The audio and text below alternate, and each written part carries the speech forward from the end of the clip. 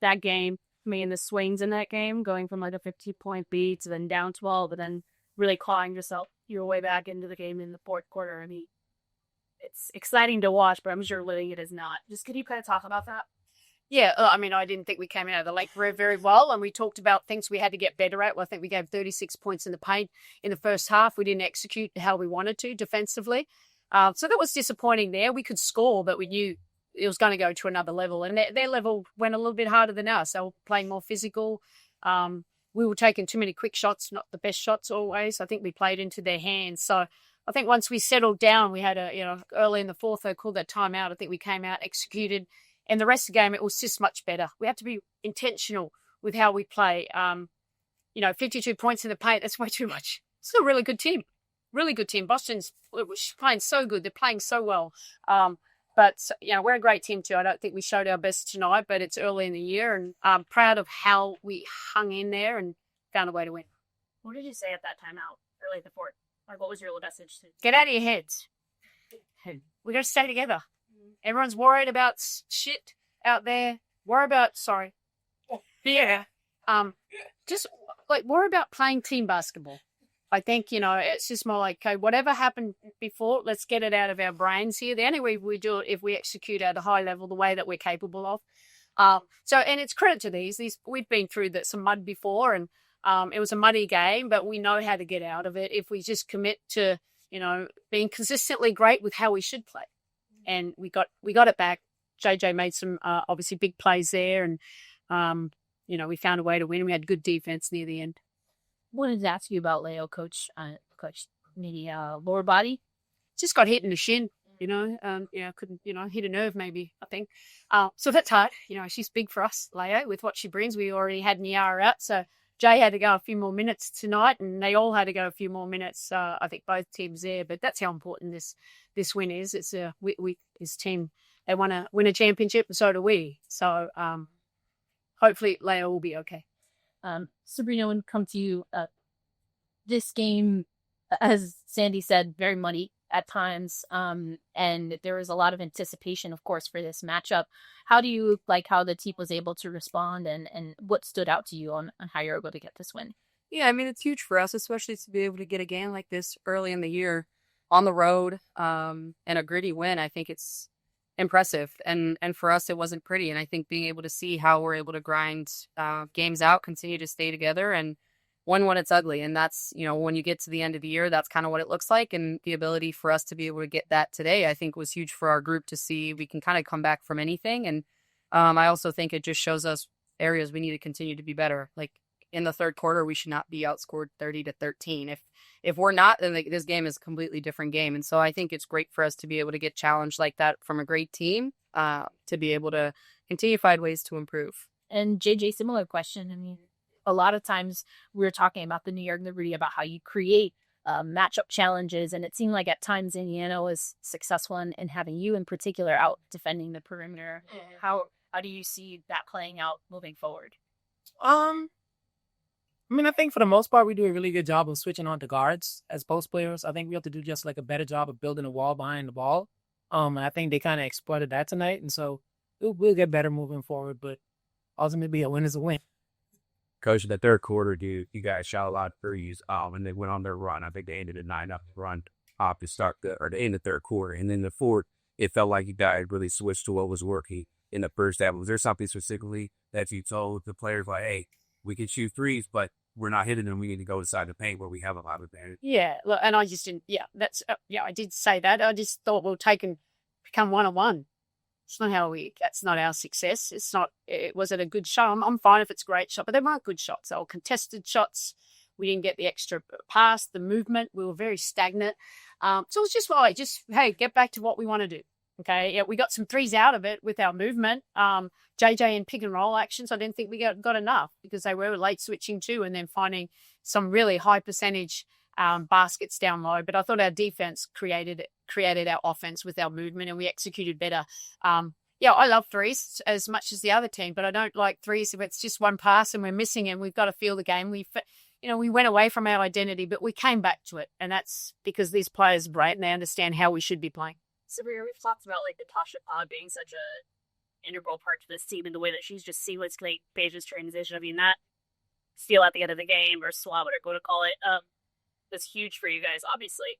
Just can you talk about what you saw on that play in those final seconds and, more about just what you read? Yeah, I mean, she had one against Dewana Bonner. That was a huge block at the rim, and then came back and got a huge stop for us there at the end of the game. And I think everyone knows what she brings to this team and why she's so valuable offensively and defensively. And she does it every single night. She plays with a lot of heart, and we know what we're going to get from her. And I think that's why everyone was so happy when she was able to come here and be a part of this team. And we trust in her and her ability to continue to get downhill. She had a great offensive game as well, just pushing pace, getting the ball, while also guarding the best player on the other team. So I think it speaks volume about her and her commitment to wanting to be great. We'll go to Zoom, starting with Miles. Hi, all. Congratulations on the win. Sabrina, I wanted to come to you because with about 8.5 minutes to play, you're down 80-60, come out of that timeout, and the first couple of looks go inside to Jonquel Jones. And Sandy talked a little bit about how much you guys were settling for threes that JDJ goes on to have 10 or 12 points on that 16-2 run that flips the game around with a couple of threes, too. Just how stabilizing was Jonquel offensively for you guys to get back into this game? Oh, God, Jonquel was great. I mean, we know what she's capable of doing, and to be able to kind of be a part of her own run was really fun. Like, I was just looking for her every time I could, believed in her shot and knew she was going to get some great looks, and kind of kept, pouring into her, knowing that we needed her to go out and be aggressive in order for us to get back into that game. And I think that's the beauty of this team. It could be anyone at any time, and JJ stayed ready throughout the entire game, and then when we needed her most, she showed up. We'll go to Jackie. Hi, all. I'll start with JJ. JJ, I'm curious, what switch flipped for you to know that you just had to take over the game in the fourth quarter? And why did you think the team was in your heads, as Sandy said? We're in our own heads. Yeah. Isn't it?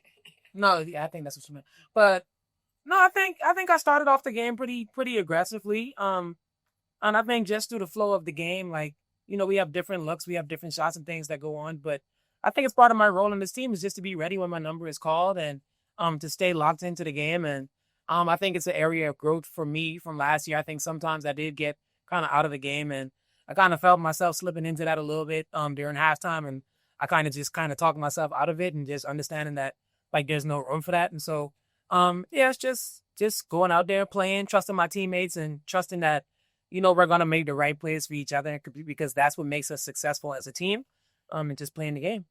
And being in our heads, I think we just a little bit of what I just said of kind of getting within ourselves and not really focusing on what we could do to help a teammate, to help somebody else out. And Sandy, for you, I'm just curious how you all get Marine getting a little bit more aggressive. I'm just curious, why do you think she struggled and looked a little bit more passive today after we saw her super confident during the preseason? Yeah, like we want Marine to be confident and playing and being aggressive. And, we got to make sure when she comes out there that we're running plays for her. And Marine's just not overthinking it and playing. So that will just be a conversation we'll have. She's a great player, and we need her to be aggressive and take some pressure off them, everyone else, and put her a little bit more in the action. Thank you. We'll go to Jeff. Hello, thank you. Congrats, man. My question will be for players. Kind of a two-part question here. What does a game like this teach you about yourselves as a group with so many relatively new pieces, such as Natasha Cloud, such as Kennedy Irvin, a larger role, and importantly, it's the Freddie glove tonight. Tosh got the Freddie glove for the big stops at the end. I don't know. I think it shows us that we're exactly who we think we are. We know that we're a great team, and we understand that we can create a lot of advantages and do a lot of things defensively, and that when we're locked in, we're just really, really tough to beat. So just kind of coming in with that mindset, understanding that I'm going to have to weather the storm, stay the course throughout the entirety of the game, and that we'll be all right. Appreciate your time and stay drugs on. We'll finish with Sasha.